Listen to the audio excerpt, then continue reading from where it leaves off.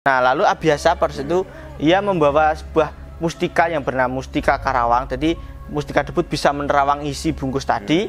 Setelah diterawang di dalam bungkus tadi, yang terlihat ada hanya air, Mas Bayu, hanya air yang berwujud bening sekali. Tidak ada bayinya. Nah, tidak ada bayinya. Lalu Prabu Pandu pada itu kebingungan akan hal itu.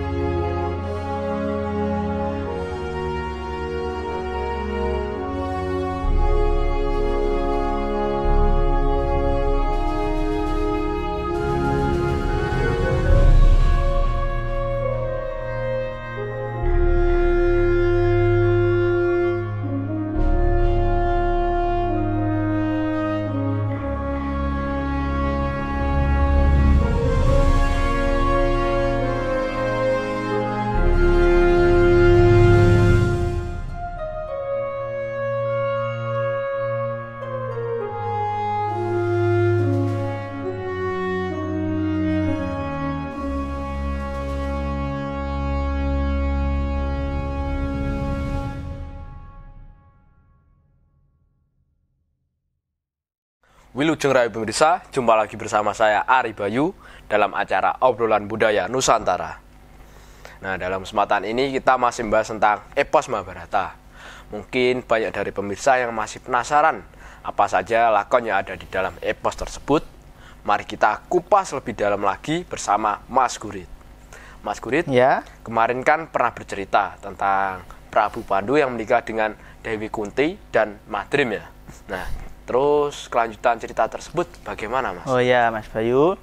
Terima kasih atas pertanyaannya. Nah, kali ini saya akan menjawab sesuai sepengetahuan saya saja, Mas Bayu, karena setiap dalang, setiap gaya gelaran wayang kulit itu memiliki sanggit-sanggit tersendiri. Jadi setiap dalang memiliki sanggit tersendiri. Setiap gaya maupun gaya Solo, gaya Jogja maupun Jawa Timur juga memiliki sanggit-sanggit tersendiri dalam lakon-lakon yang ada di epos Mahabharata. Nah, kali ini menjawab tentang pertanyaannya Mas Bayu, tentang bagaimana kelanjutan setelah Prabu Pandu yang telah menikahi Dewi Kunti dan Madrim. Nah, suatu ketika Mas Bayu, karena telah lama menikah dengan Dewi Kunti dan juga Madrim, pada saat itu Dewi Kunti sedang hamil, Mas Bayu. Pada saat itu Prabu Pandu bersama kakaknya yaitu Destorastra itu memikirkan kejadian aneh yang telah menimpa Dewi Kunti. Jadi Dewi Kunti itu tadi kan saya katakan dia telah hamil. Dewi Kunti telah hamil, namun pada saat waktu telah melahirkan tiba-tiba dia itu hilang dari negara Astina. Namun hilangnya itu tidak lama, dia bisa kembali lagi ke Projo, ke negara Astina bersama yaitu dengan Dewi Gendari. Jadi Dewi Gendari kembali juga ke negara Astina. Namun pada situ si Gendari tadi sudah hamil, Mas Bayu. Juga hamil. Nah, pada saat itu datang utusan dari negara Pringgondani yang bernama Patih Kalomahardyu. Dia datang ke negara Astina mengatakan bahwa dia utusan dari raja negara Pringgondani yaitu Prabu Tremboko. Dia mengatakan bahwa sang Prabu Pandu itu diutus untuk ke negara Pringgondani untuk menemui sang raja Prabu Tremboko dan nantinya akan diberikan hadiah oleh si Prabu Tremboko, Mas Bayu. Terus bagaimana reaksi Pandu, Mas Gurit? Nah, pada saat itu Pandu pun hanya terdiam, lalu yang menjawab adalah si Patih Gondomono, Mas Bayu. Gimana? Akhirnya Patih Gondomono itu merasa bahwa si Prabu Tremboko tadi menghina Prabu Pandu tadi, Mas Bayu. Kok bisa menghina? Gimana? Nah, karena negara Pringgondani itu di bawah kekuasaan negara Astina, Mas Bayu. Jadi kok wani-wani ini malah mengundang si Prabu Pandu itu tadi. Nah, akhirnya karena merasa rajanya yang diagungkan Prabu Pandu tadi dihina, akhirnya dia menyeret utusan Prabu Tremboko tadi diseret ke di alun-alun negara Astina.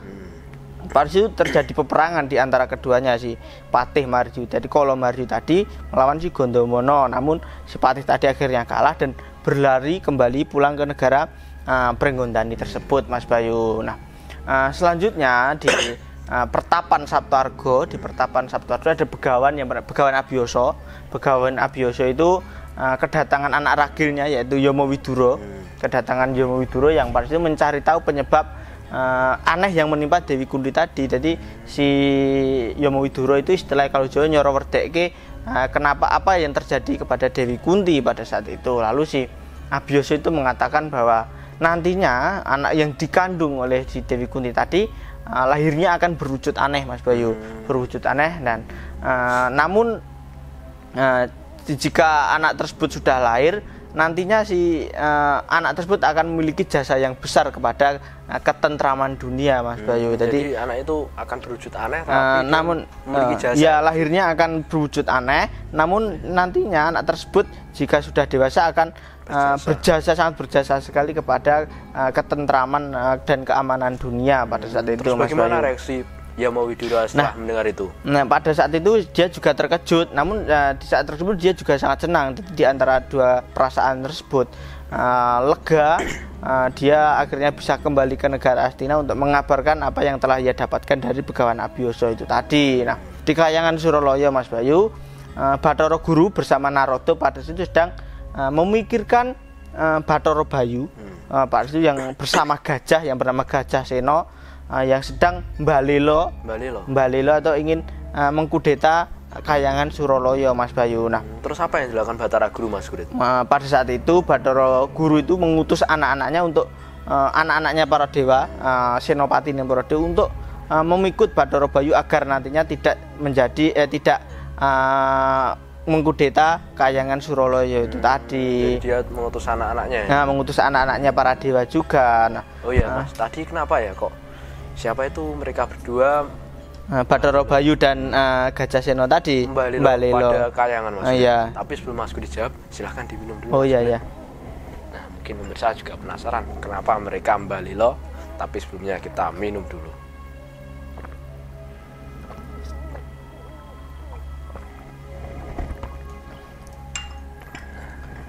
Itu kenapa, Mas Kurit, alasan mereka mbalelo? Menurut sepengetahuan saya, Mas Bayu, mengapa si Bathara Bayu itu bersama Gajah Sena tadi mbalelo?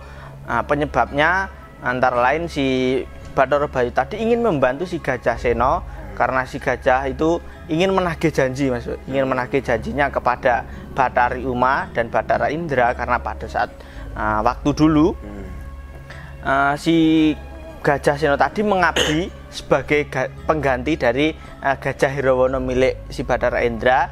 Pada saat itu si Bathara Indra atau Bathari Uma tadi berjanji akan memberikan hadiah cadangan swarga nantinya kepada si Gajah Sena, Mas Bayu.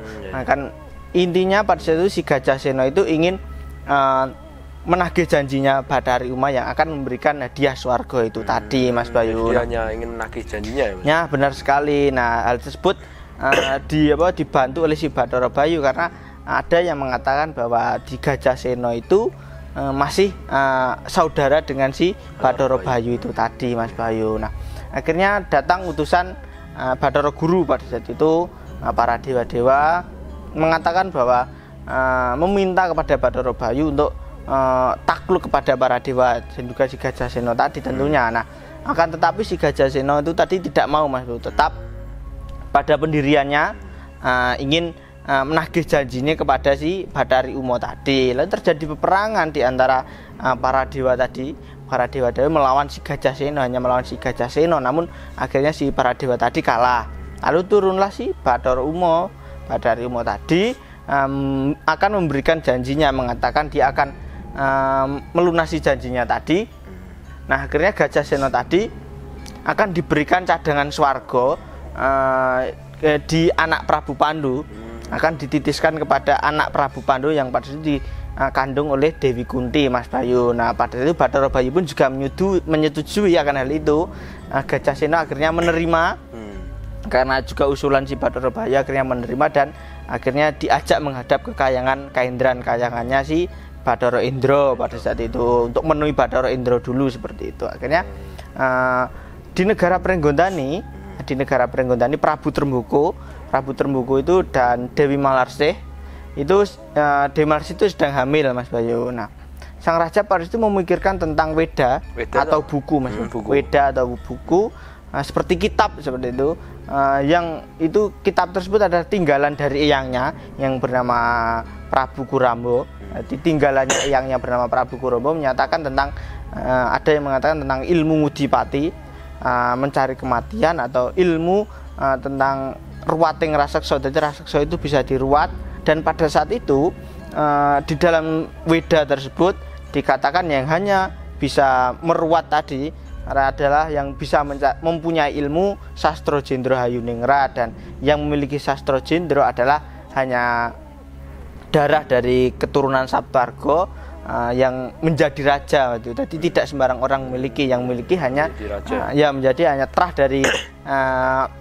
dari pertapan Saptarga yang menjadi raja, dan satu-satunya yang dimiliki adalah si Pandu itu tadi, Mas Bayu. Nah, pada saat itu datang utusan Pringgondani, si yang kalah dengan melawan si Gondomono tadi, mengatakan bahwa itu sang Prabu Pandu tidak mau datang ke negara Pringgondani. Terus apa yang dilakukan Raja Tremboko itu, Mas? Nah, akhirnya si Prabu Tremboko tadi memiliki inisiatif membawa pasukannya ke negara Astina, Mas Bayu, pergi ke negara Astina. Namun pada saat itu dikatakan tidak dimaksudkan tujuannya membawa pasukan ke negara Astina tadi, tidak dikatakan. Pokoknya si Prabu Tremboko tadi membawa pasukannya menuju ke negara Astina pada saat itu, Mas Bayu. Nah, di negara Astina pada saat itu sang Prabu Pandu itu menerima kedatangan para raja-raja sahabat, antara lain ada raja dari negara Mandura, raja dari negara Mandaraka, dari Wirata juga datang. Pada saat itu si Begawan Abiyasa pun juga datang dan mengatakan bahwa nanti anak yang dilahirkan Dewi Kunti tadi akan juga berwujud aneh, Mas Bayu. Nah, pada situ tiba-tiba datang emban atau ceti dari negara Astina mengabarkan kepada sang raja bahwa Dewi Kunti itu telah melahirkan, Mas Bayu. Telah melahirkan, namun tidak berwujud manusia biasa, bayi biasa, namun berwujud bungkus. Berwujud bungkus.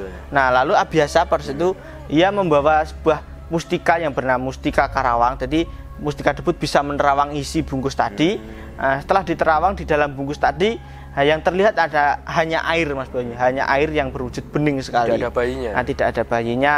Lalu Prabu Pandu pada itu kebingungan akan hal itu. Dia di situ juga malu kepada raja-raja negara sahabat.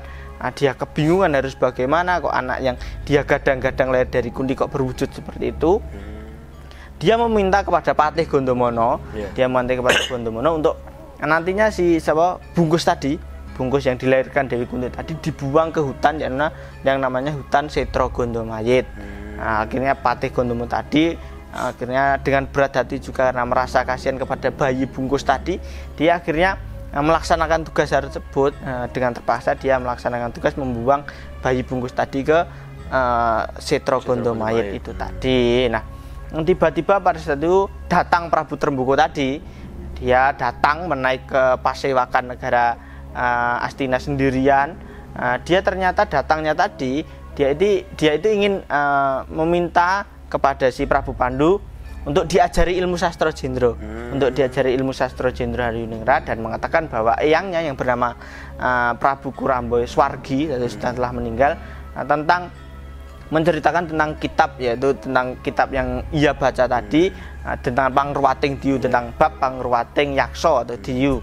Akhirnya Prabu Tremboko pada situ ingin belajar kepada si Prabu Pandu itu tadi, Mas Bayu. Terus apakah Prabu Pandu mau mengajarkannya? Nah, pada saat itu diceritakan bahwa Prabu Pandu tadi mau mengajari si Prabu Pandu. Namun di dalam serat pustaka ada yang mengatakan bahwa Prabu Pandu tadi lupa akan keadilan sebuah raja, dan mengucapkan mantra-mantra karena Sastro Jendro itu adalah ilmu yang istilahnya sinengker atau sangat rahasia, sangat sakral sekali. Nah, ketika si Prabu Pandu mengajari si Prabu Tremboko, dengan otomatis dia mengucapkan mantra-mantra Sastro Jendro tadi, menimbulkan kekacauan di Kayangan, menimbulkan goro-goro atau geger di Kayangan. Pada saat itu si Bathara Guru tadi mengutus para dewa untuk nibake bebendu, nibake memolo kepada si Prabu Pandu karena telah berani dengan sengaja mengucapkan mantra-mantra si Sastro Jendro Hayuningrat itu tadi. Nah, pada situ si Abiyasa, ayah dari Pandu tadi, sudah tanggap Begawan Abiyasa tadi. dia lalu meminta maaf kepada para dewa atas apa yang telah dilakukan Prabu Pandu itu tadi. Dia meminta maaf, mewakili si Pandu dan menceritakan jasa-jasa leluhur. Jadi leluhur-leluhur iki mbiyen yo ngewangi para dewa, ngewangi para dewa. Mosok dengan hal begini terus keturunannya itu si Pandu tadi akan menerima welak atau bebendu tadi. Akhirnya pada situ para dewa mengampuni akhirnya para dewa pada situ bersepakat mengampuni si Prabu Pandu tadi. Dan jika nantinya Prabu Pandu melakukan atau bertindak yang menyalahi kodratnya lagi, menyalahi larangan-larangan itu tadi, maka nantinya si Prabu Pandu tadi akan dibanjut, dimasuki ke dalam neraka dan akan disiksa pada saat itu, Mas Bayu. Nah, mengetahui hal tersebut, akhirnya di luar negara Astina, di perbatasan itu prajurit negara Pringgondani tadi mengamuk. Jadi anak buah si Tremboko tadi mengamuk mengira bahwa si Prabu Tremboko tadi telah mati di tangan Pandu, Mas Bayu. Terjadi peperangan dengan pasukan karena tidak mengetahui dari Tremboko, salah paham. Akhirnya Tremboko pada situ keluar dari negara Astina dan mengatakan apa yang telah terjadi kepada anak buahnya tadi. Prajurit-prajurit tadi terus lilih dan disuruhnya kembali ke negara Pringgondani tadi karena si Prabu Tremboko tadi sudah menjadi muridnya si Prabu Pandu karena telah diajari Sastro Jendro Hayuningrat itu tadi, Mas Bayu. Nah, itu tadi sedikit cerita, Mas Bayu, tentang kelahirannya Jabang Bungkus tadi yang belum terpecahkan siapakah si Bungkus itu tadi, dan tentang Prabu Tremboko yang menjadi muridnya si Prabu Pandu itu tadi, Mas Bayu. Ya, terima kasih Mas Sudit atas cerita tadi. Nanti Mas Sudit bisa cerita lagi nih, ada kelanjutannya ya? Ada, Mas Bayu. Nanti tolong Mas Sudit cerita di episode selanjutnya ya, Mas. Ya, Mas Bayu. Nah, itu hari pemirsa, cerita dari Mas Sudit tentang kelahiran anak dari Prabu Pandu yang berwujud bungkus, yang belum terpecahkan dan masih menjadi misteri. Ya. Mudah-mudahan cerita tadi bisa menambah wawasan untuk kita semuanya. Dan apabila ada salah-salah kata, kami mohon maaf. Tetap ikuti video kita selanjutnya. Tetap di Salam Budaya Nusantara.